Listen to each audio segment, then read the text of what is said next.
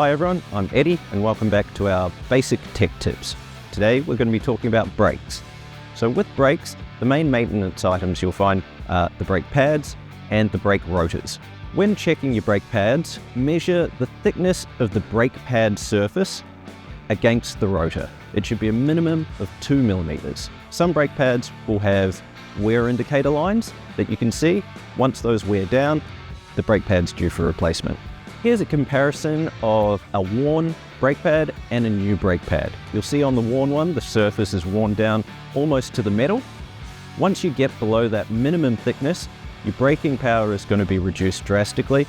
And if you wear it down to the metal, then you're going to start damaging your rotor, and that can get quite expensive. When measuring your brake disc or brake rotor thickness, you want to measure at multiple points on the rotor and take the thinnest or the smallest measurement. Now these can wear down over time, or they can get grooves in them from uneven wear. They'll have a number stamped on them generally, which will be 4 or 5 millimeters. Once they get thinner than this, they'll need to be replaced.